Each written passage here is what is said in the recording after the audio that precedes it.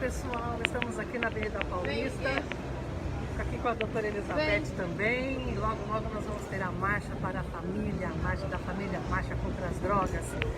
E eu queria dizer para vocês algo muito preocupante, que precisamos inclusive combater no Brasil, são as ideologias marxistas que se infiltraram dentro do seio cristão. Né, porque nós, cristãos, é que apoiamos o presidente Bolsonaro para que entrasse como presidente do Brasil. E sabendo dessa força que nós somos, as ideologias marxistas entraram e estão se alastrando para colocar confusão dentro do povo de Deus. E eu quero ler para vocês o que essa ideologia fala. Uma dessas pessoas se chama Ralph Andewager, ele viveu na década de 80. Olha o que esse teólogo luterano falava, da Austrália. Certamente é responsável.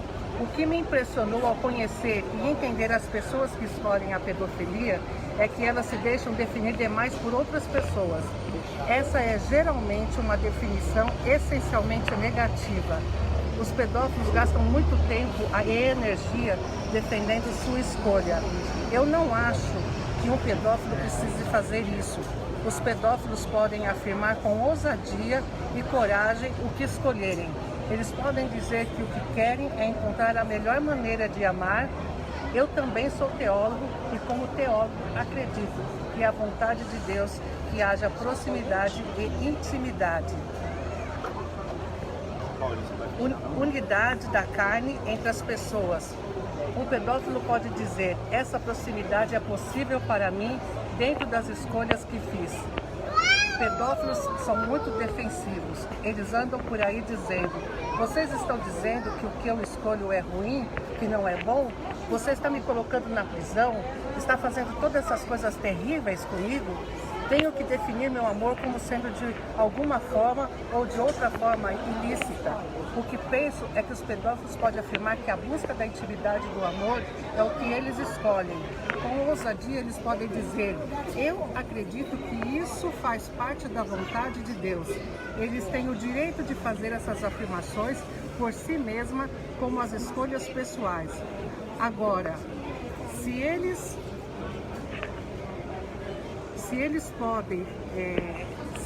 têm o direito de fazer as afirmações por si mesma como escolhas pessoais, agora se eles podem ou não convencer outras pessoas que estão certos é outra questão. E aí ele continua: é claro que não estou a par da vontade de Deus. Eu acredito que é a vontade de Deus que tenhamos liberdade. Eu acredito que a vontade de Deus é que tenhamos liberdade absoluta, sem condições, sem contingências. Quando o abençoado apóstolo Paulo diz: todas as coisas são lícitas para mim, ele diz isso não uma vez, mas 4 vezes. Todas as coisas são legais para mim. Ele também acrescenta que nem tudo funciona. Para mim, o começo da vida espiritual é saber que Deus é gracioso, sabendo que o propósito de Deus é que tenhamos uma vida boa, sabendo que o propósito de Deus é que sejamos livres. A liberdade que Deus deseja que tenhamos é absoluta. A única coisa que pode corresponder à matança absoluta é o julgamento que nos condena, como o de São Paulo.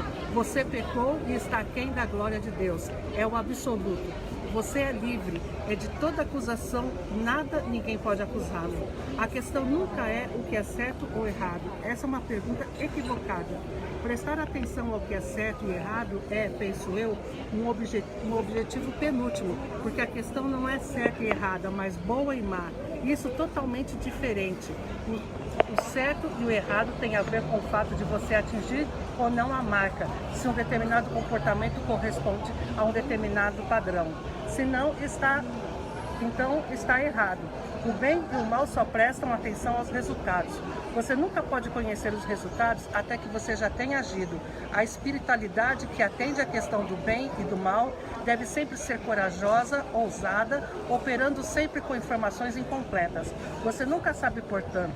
Você está continuamente fazendo uma escolha responsável, sobre a qual sempre há riscos. Você só pode saber se algo está bom depois de ter agido e observado o resultado. Como em todo comportamento humano, sugiro que os pedófilos não possam dizer: eu escolhi, eu escolho, eu vou agir dessa maneira.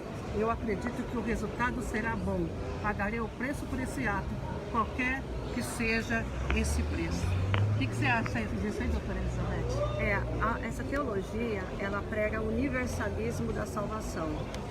Que tudo é bom, que as pessoas todas são filhos de Deus, e que o pecado ele vem do apontar os dedos ou colocar um X nas costas das pessoas e que ninguém é apto para isso. Só que a Bíblia ela deixa as regras, do certo e do errado.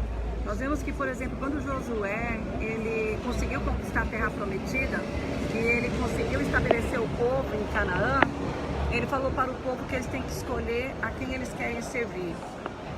E ele disse que ele e a casa dele serviria ao Senhor. Então, o certo ou o errado, ele existe, ele tem que ser alertado, ele tem que ser avisado, independente do resultado que ele é. Porque a própria Bíblia fala que o salário do pecado é a morte. Quando Moisés estava para morrer, ele pegou e também Deus determinou para que Moisés falasse para o povo: escolhei hoje a vida ou a morte. Escolhei, pois, a vida e viva para que te vais bem. E ele coloca as condições, o caminho, o que vai acontecer com quem escolhe a vida e a bênção, ouvindo a voz de Deus e obedecendo, e quem escolhe a maldição e a morte, desobedecendo aquilo que Deus determina. Então, o pretexto dessas pessoas que desvirtuaram, e fala-se, mais uma vez, que o inimigo, o diabo, ele trabalha com a mentira pela metade, com as meias verdades. Ele fez isso no Éden, dizendo que Adão e Eva, se comessem da árvore do conhecimento do bem e do mal, eles teriam conhecimento do bem e do mal. Ele mentiu? Não, Satanás não mentiu, ele falou a verdade. Tanto que Deus também falou isso, que se eles tocassem ali, eles conheceriam o bem e o mal. Só que Satanás não falou para eles que ao conhecer o bem e o mal, eles também teriam a morte. E Deus havia avisado a eles que eles morreriam se comessem da árvore do conhecimento do bem e do mal. Então, essas teologias, elas são uma linha muito tênue entre aquilo que é a Bíblia, realmente como ela está querendo dizer, e os princípios de Deus, com essa ideologia que eles estão pregando do universalismo, que todos são salvos e que o bem e o mal, ele é relativo, o certo e o errado vai da ótica de quem o pratica. Então é muito claro isso, e nós temos isso permeado dentro das nossas igrejas. Deus hoje está colocando um ponto de divisão entre aqueles que são e aqueles que não são, está separando trigo e joio, e nos finais do tempo Deus disse que ele separaria os bodes das ovelhas.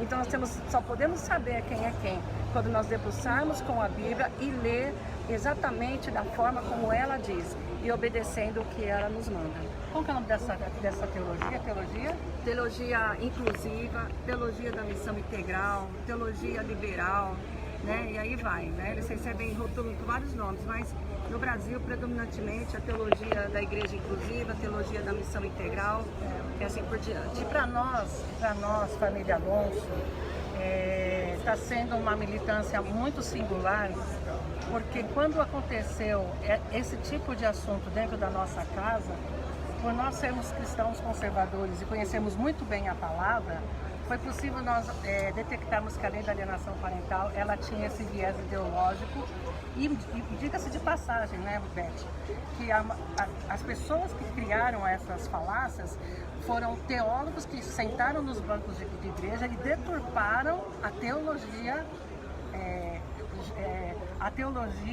do Gênesis, Sim. A teologia mestre, a origem de tudo. Exato.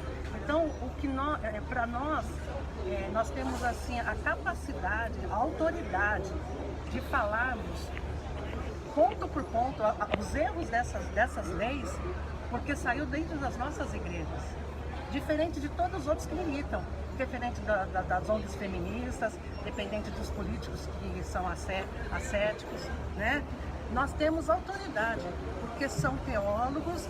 Kinsey era adventista, Richard Gardner era cristão, Ralph Wagner, teólogo luterano. Então, nós temos autoridade para rebater, porque nós sabemos muito bem de onde eles vieram e o que eles deturparam, as mentiras que estão sendo pregadas e que estão virando leis no Congresso Nacional. Né? Por isso eu quero convidar vocês hoje, venham para a Avenida Paulista para a Marcha da Família. Nunca foi tão importante nós defendermos a família brasileira como nos últimos tempos, porque até mesmo no meio dos cristãos está havendo deturpação teológica e nós precisamos, como Martinho Lutero falou, né? A nova reforma. A nova reforma, ok? Deus abençoe. Até daqui a pouco, às 14 horas, aguardo você aqui.